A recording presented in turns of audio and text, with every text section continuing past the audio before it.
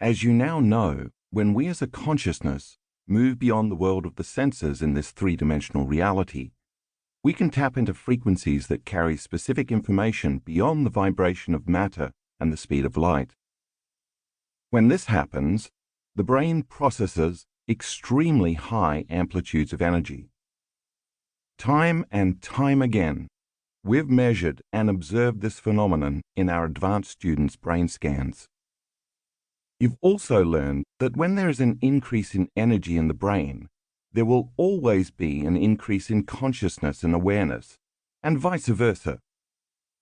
In fact, it's very difficult to determine whether it is the energy or the level of consciousness that causes these extreme measurements. But I don't think we can separate the two, because you cannot have a change in energy without a change in consciousness, or a change in frequency without a change in information. As you connect to deeper levels of the unified field, the brain is activated by a greater energy that carries specific information in the form of thoughts and imagery.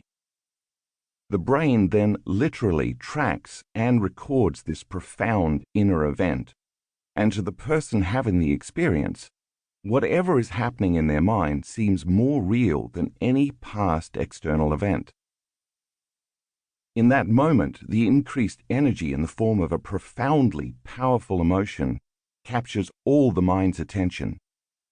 This is the instant the brain and body receive a biological upgrade. If someone can sit in a chair with their eyes closed during meditation and have a significantly heightened sensory experience without their senses, it begs the question, what is happening in the brain to explain this supernatural effect?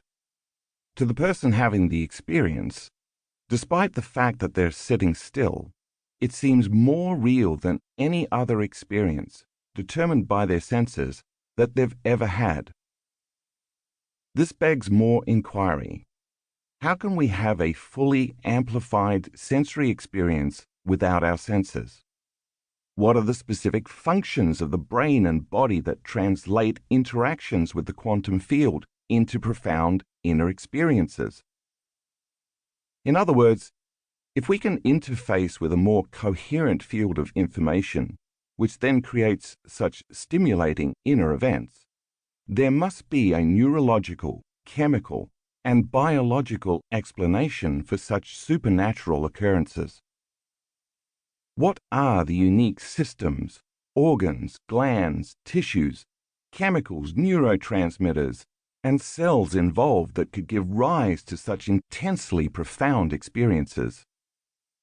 Could there be physiological components that are just sitting dormant, waiting to be activated?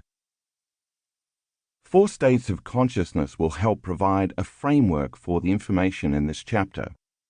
The first is wakefulness, which of course is when we are aware and conscious. Next is sleep, where we are unconscious and the body is restoring and repairing. Then comes dreaming, which is an altered state of consciousness when the body is catatonic, but our minds are engaged in inner visual imagery and symbolism. And finally, there are transcendental moments of consciousness that are beyond our understanding of reality. These transcendent events seem to change us and the way we look at the world forever. I want to give you my best understanding about the biology, chemistry, and neuroscience of those transcendental experiences. Let's start with the molecule melatonin, which is responsible for all of this.